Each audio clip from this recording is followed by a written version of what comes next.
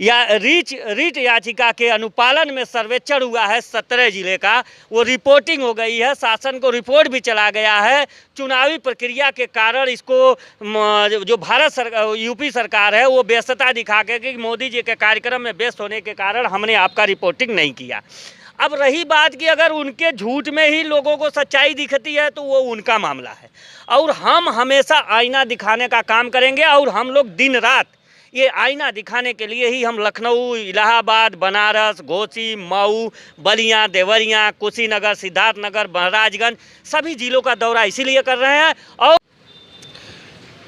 नमस्कार, आप देख रहे हैं काशी उजाला न्यूज।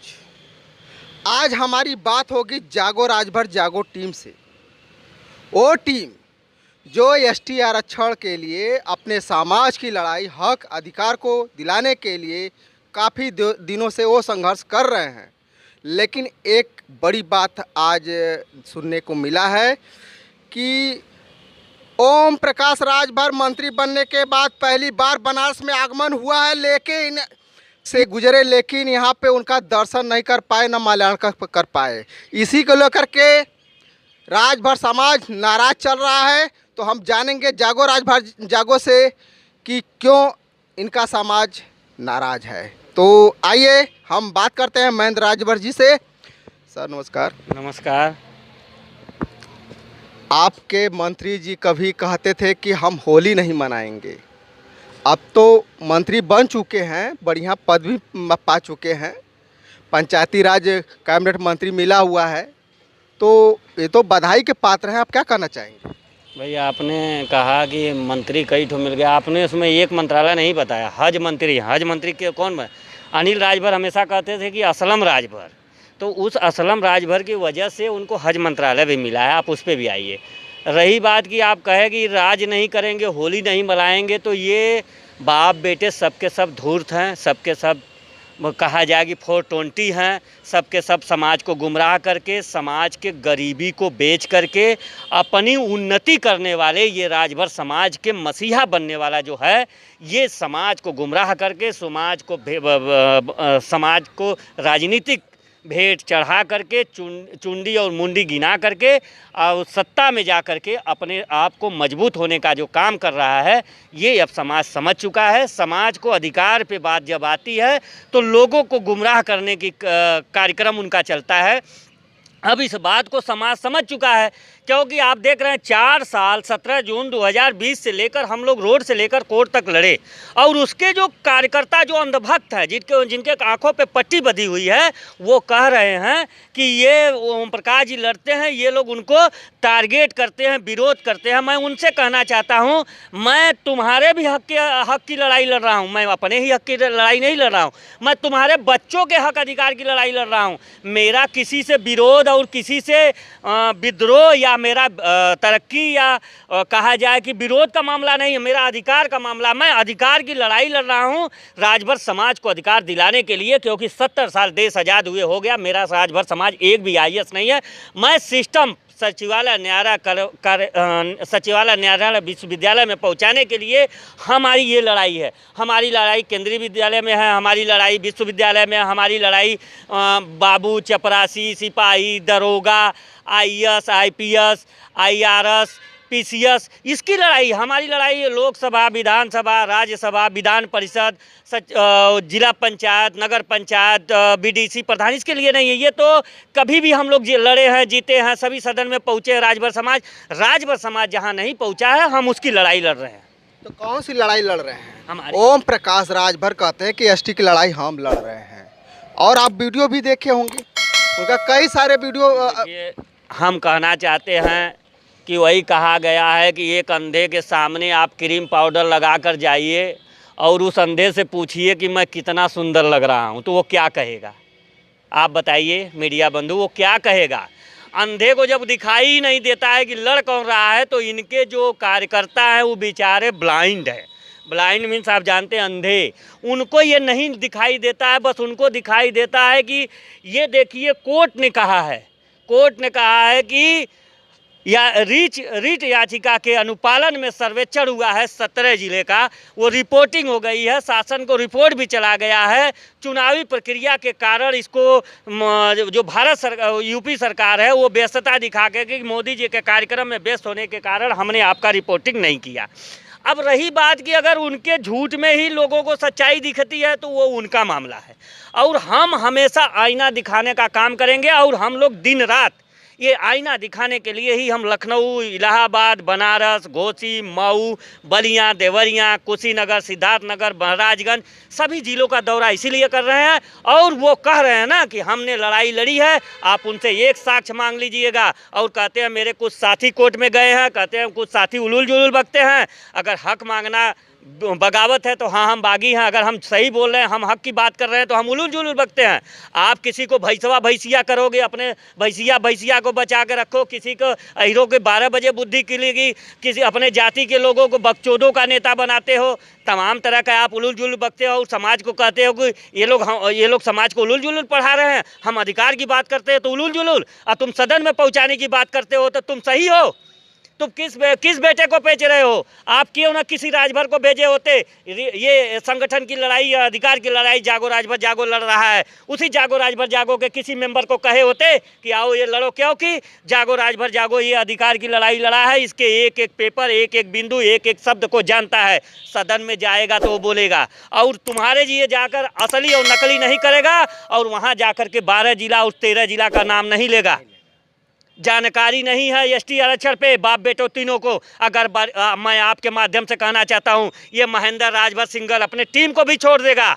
सिंगल वो आदमी तीनों बाप बेटे बैठ के हमसे डिबेट कर लें। अगर एसटी आरक्षण में एक पॉइंट में मैं एक अंक भी उससे पीछे हट जाऊंगा, उन तीनों बाप बेटों का जीवन भर जूता साफ करूंगा। जैसे वो कहता है कि बीजेपी में जो जाता है वो बैकवर्ड लोडर नहीं लीडर है, वो कहता है जो बीजेपी में जाता है वो लोडर है और हम लीडर हैं। और आज तुम बीजेपी में गए हो तो आप भी लोडर हो, और कहते हो कि ये समाज के लोग, हम समाज को जीने का रास्ता दिखाए हैं। हमने समाज को लाखों को जीना सिखाए हैं। क्या सिखाए? आपने कहा हमने जगाया है, आपने जगाया, उसका फ़ायदा आपने लिया है। जगा करके 2-2 बार सदन में गए, फिर जगाने की बात कर रहे हो अपने बेटे को सदन में भेजने के लिए। आपका बेटा सदन में जाके क्या बोलेगा? यही जैसे बाप वैसे पूत कहा गया है ना, जैसा लाल चाउर वैसा दतनी पोरी गहकी, जैसा धिया वैसा बिया। ये जैसे ये हैं इनके कार्यकर्ता हैं। आप देखिए, ये बनारस में प्रथम आगमन आए थे, महाराजा सुहेलदेव को माल्यार्पण करना चाहिए। ये हमारे आराध्य हैं, इन्हीं से इनकी राजनीति चलती है।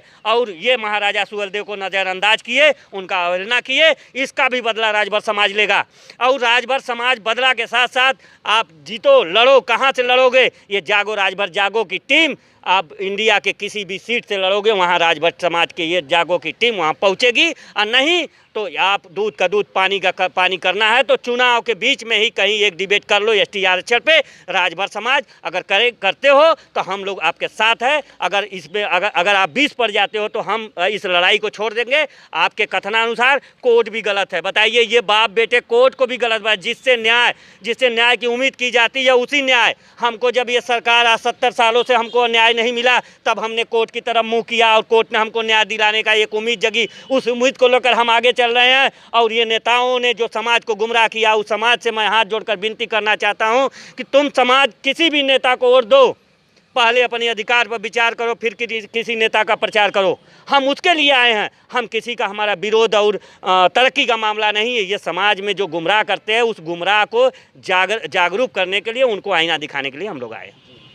और हमारे बगल में परमेश्वर गुरु जी हैं जो सलाहकार हैं जागो राजभर जागो के। तो हम ये जानना चाहेंगे कि आप जो संगठन में आप सलाहकार हैं, तो आपकी सलाह क्या है? एक तरफ घोसी के चुनाव से डॉक्टर अरविंद राजभर मैदान में उतर रहे हैं, लेकिन सुनने में ये आ रहा है कि ओम प्रकाश राजभर घोसी की चुनाव मैदान से हट करके गाजीपुर में अपना खेलने जा रहे हैं। इस पर क्या कहेंगे? मेरा सलाह ये है कि देखिए, हम लोग 70 साल तक नेताओं के बातों से अभी तक गुमराह हुआ है।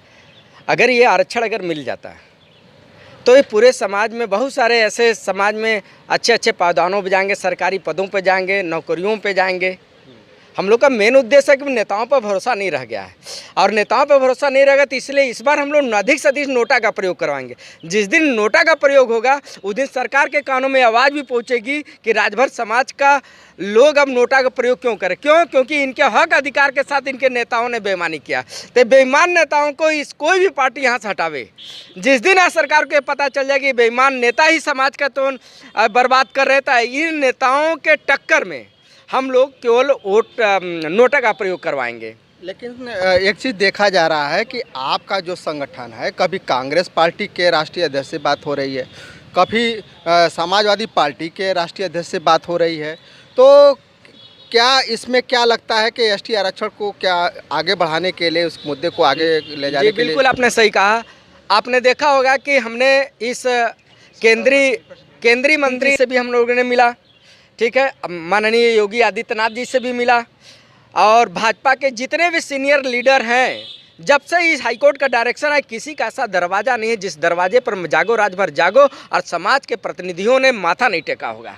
और आज चुनाव की स्थिति क्या आप चाहते हैं? 2014 में राजभर समाज ने वोट दिया, 2017 में राजभर समाज ने बीजेपी को वोट दिया, 2022 में राजभर समाज ने वोट दिया। क्या राजभर समाज को वोट देने का बस ये समाज है क्या उसको हक अधिकार नहीं मिलना चाहिए? उसको हक अधिकार कब मिलेगा? जब राजभर समाज इन नेताओं को अपने दरवाजे से खदेड़ेगा और कहेगा जब तक हक अधिकार नहीं मिलेगा तब तक राजभर समाज किसी पार्टी को वोट नहीं देगा। ये स्पष्ट है। जब तक ये राजभर समाज के नेताओं के पार्टी के लोग गर्दन हटा कर झटका देकर भगाएंगे नहीं, तब तक राजभर समाज को सुनने वाला कोई नहीं है। ये हम लोग का एक न्यू बन गया, एक स्थान बना लिया कि हम लोग ने तय कर लिया है इन मक्कार नेताओं को इन पार्टियों से दूर आकर जब तक ये हारेंगे नहीं तब तक हमारी आवाज़ को पहचानेंगे नहीं। और शशि जी, ये बताइए कि जो आपका समाज जिस क्षेत्र में चला है, चाहे हक या अधिकार के लिए लड़ा हो, चाहे राजनीति में कूदा हो, तो उसके लेकर क्या कहना चाहेंगे? बहुत बहुत धन्यवाद आपका। देखिए, राजनीति में जो नेता आया है आरक्षण के मुद्दे पर ही राजनीति करने के लिए आए हैं, चाहे वो ओम प्रकाश राजभर जी रहे हो, चाहे अनिल राजभर जी हैं, चाहे इसके पहले जो विधायक सांसद हुए हैं। हर लोग कहते हैं कि अगर हम विधायक, मंत्री या सांसद बन जाएंगे तो राजभर समाज को हक और अधिकार एसटी का आरक्षण दिलाएंगे। परंतु ऐसा जब वो विधायक, मंत्री, सांसद बन जाते तो समाज के हक और अधिकार को भूल जाते हैं। इसीलिए हम लोग नेताओं पर भरोसा करते करते विधायक, मंत्री बनाते बनाते हमारा पूरा समाज थक चुका है। इसी के अगर देखा जाए जी, तो इसी तरह के मंत्री बनने के बाद ओम प्रकाश राजभर पहली आगमन पे इसी रास्ते से गए हैं। चाहते तो राजा सुहेलदेव पार्क में रुक करके उनको माल्यार्पण कर सकते थे अपने समाज के लोग। यहाँ के समाज भी उसी तरह के टकटकी लगाए रखे कि हमारे समाज के जो ओम प्रकाश राजभर हैं ज़रूर आएंगे, यहाँ पे रुकेंगे, माल्यार्पण करेंगे और उनका गाजे बाजे के साथ स्वागत किया जाएगा। इस पर क्या कहेंगे? यह बात आपने बिल्कुल सत्य कहा। हमारे राजभर समाज के लोग बहुत उम्मीद लगाए थे कि जब वह लखनऊ से मंत्री बनने के बाद जब बनारस आएंगे तो जरूर माल्यार्पण करेंगे, जिससे हमारे महाराजा सुहेलदेव राजभर जी का मान सम्मान बढ़ेगा। लेकिन उन्होंने अनदेखा किया। इसी के एवज में हमारा राजभर समाज बहुत नाराज चल रहा है ओम प्रकाश राजभर जी। क्या घोसी के चुनाव में भी इफेक्ट पड़ेगा? घोसी का चुनाव तो वह सर्वे करा चुके हैं। वहाँ की जनता काफ़ी उनसे नाराज़ और दुखी है कि यह आदमी झूठ गुमराह करता है आरक्षण के नाम पर, हक अधिकार के नाम पर। जो हक और अधिकार आरक्षण की लड़ाई लड़ने वाला जागो राजभर जागो समिति के लोग हैं। अपने समाज के लिए आप भी संगठन से हैं, हक की आवाज़ आप भी बने हुए हैं, क्या कहना चाहेंगे? देखिए, पहले मैं आपको धन्यवाद देता हूं कि हम लोग की आवाज़ जो है आप मीडिया बंधु के माध्यम से समाज में जाता है और उन नेताओं को पास जाता है जो उलूल जुलूल कहते खुद हैं और दूसरों को इल्ज़ाम लगाते हैं कि हम लोग उलूल जुलूल बक रहे हैं। हम लोग कोर्ट से डायरेक्शन मिला है, समाज के एक उम्मीद जगी है कोर्ट से कि चलिए अच्छा ये समाज को एसटी में जाना है और इनको जो है कि एसटी में इनका सूचीबद्ध किया जाए। ओम प्रकाश राजभर कहते हैं कि सांसद मंत्री बनवाइए तब सदन में आपकी बातें सुनी जाएगी। ओम प्रकाश राजभर जी तो 2002 से विधायक, मंत्री, सांसद बनवा रहे हैं।